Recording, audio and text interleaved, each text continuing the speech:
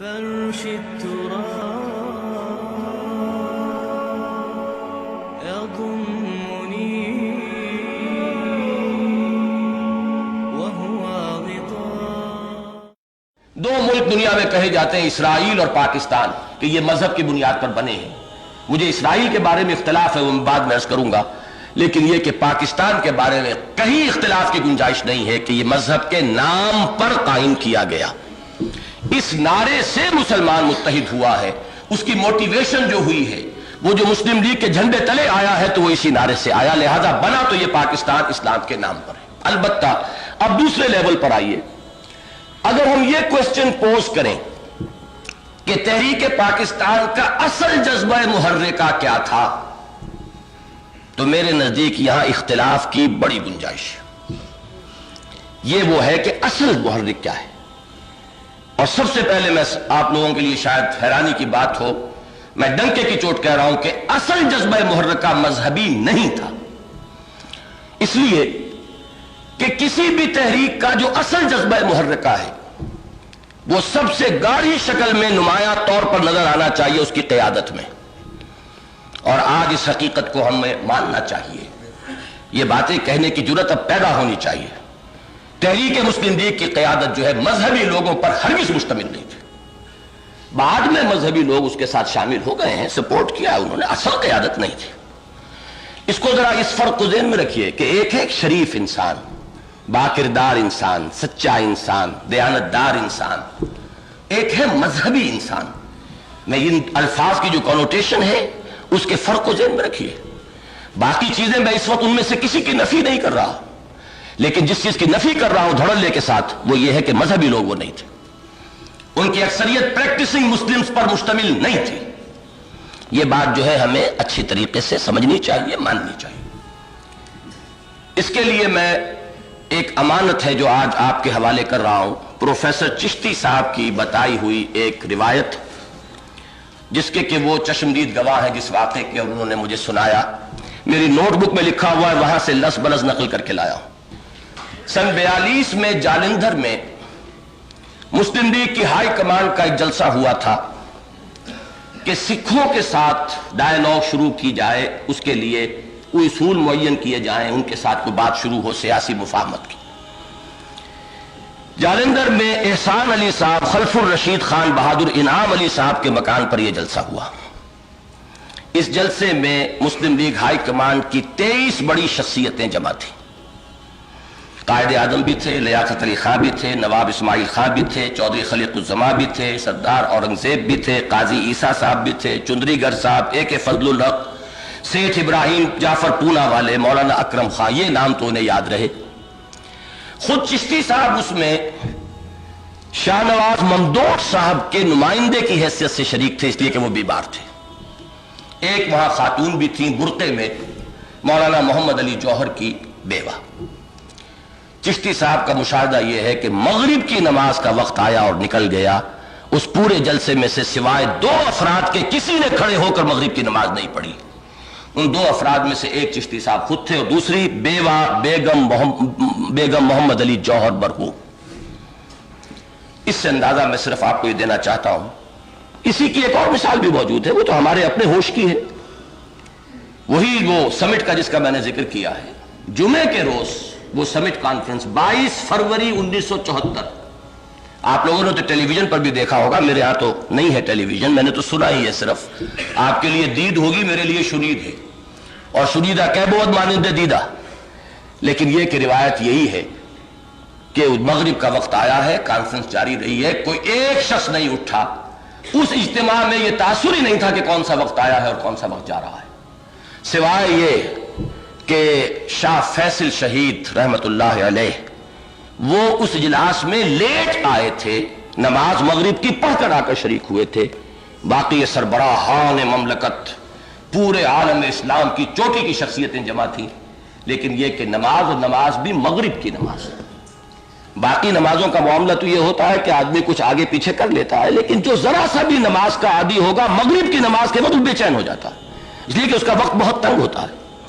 تو میں صرف یہ عرض کرنا چاہتا ہوں کہ یہ تحریک جو ہے آج بھی ہمارا حال جو ہے اجتماعی سطح پر وہ وہی ہے، اور وہی اس وقت تھا۔ کہ تحریک مسلم لیگ کوئی مذہبی تحریک نہیں تھی. اس حد تک جو بھی کہے وہ صحیح ہے, مجھے اس سے اتفاق ہے.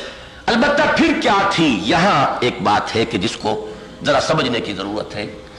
کوئی شخص اسے سیاسی کہے گا, میں اسے کہوں گا جزوی حقیقت ہے, کلی حقیقت نہیں.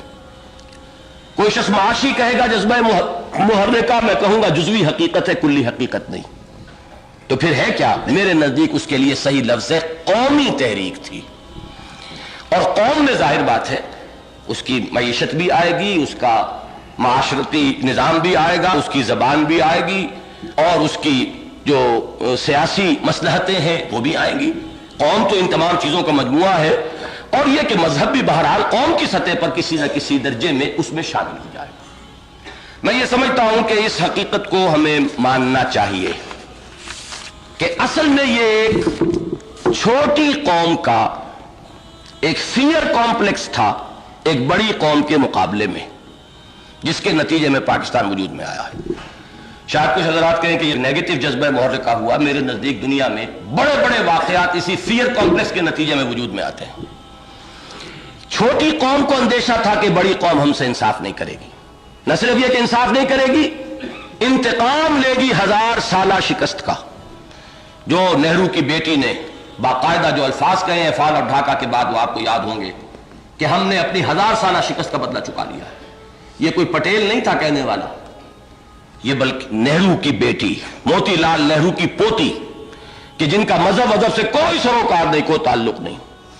اگر اس قوم کی ایک ایسی عورت بھی اپنے اندر وہ انتقام کا جذبہ اس قدر شدت کے ساتھ رکھتی کہ اس نے بڑبڑا یہ الفاظ کہہ دیے, حالانکہ وہ بڑی سیاستدان تھی, اسے الفاظ جو ہے بہت ناپ تول کر ادا کرنے چاہیے تھے, لیکن اس نے بڑبڑا کہا. دل میں جو ہوتا ہے, عربی کی ایک مسئلہ ہے کہ ظرف میں جو ہوتا ہے ٹپکتا ہے, تو جو بھی برتن میں ہوگا وہی ٹپکے گا. تو وہ جو انتقامی جذبات تھے, اصل میں ایک چھوٹی قوم کو یہ اندیشہ ہوا کہ بڑی قوم اس کے ساتھ انصاف نہیں کرے گی, بلکہ یہ کہ انتقام لے گی, اسے معاشی طور پر بھی ایکسپلائٹ کرے گی, سماجی اعتبار سے اس کے تشخص کو ختم کرے گی. اور اس میں تو جیسے کہ شواہد موجود تھے, مذہبی سطح پر بھی وہ ریکلیم کرنے کی فکر میں تھے کہ جتنے لوگ ہندوستان میں سے مسلمان ہوئے ہیں, یہ تو در حقیقت ہماری کھوئی ہوئی بھیڑیں ہیں جنہیں ہمیں ریکلیم کرنا ہوگا. یہ اصل میں خطرہ, یہ اندیشہ تھا. لہذا تحریک پاکستان کا اصل جذبہ محرکہ قومی ہے. لیکن اب آئیے تیسرے لیول پر, وہ جہاں سے سب سے زیادہ صاف شفاف پانی ملتا ہے, جو آج کل آپ پینے کے استعمال میں لاتے ہیں. تیسرا سوال یہ کیجئے کہ اس چھوٹی قوم کا جسے یہ اندیشہ لاحق ہوا تھا, اس کی قومیت کی اساس کیا تھی؟ وہ قوم کس بنیاد پر تھی؟ یہاں جواب ملے گا, یہاں پھر اختلاف کی کوئی گنجائش نہیں کہ اس کی قومیت کی بنیاد صرف اور صرف دین اور مذہب اور اسلام تھا. وہ کسی نسل کی بنیاد پر ایک قوم نہیں تھی, یہ میں بعد میں تجزیہ کر کے بتاؤں گا. اسی طریقے سے وہ زبان کی بنیاد پر بھی ایک قوم نہیں تھی.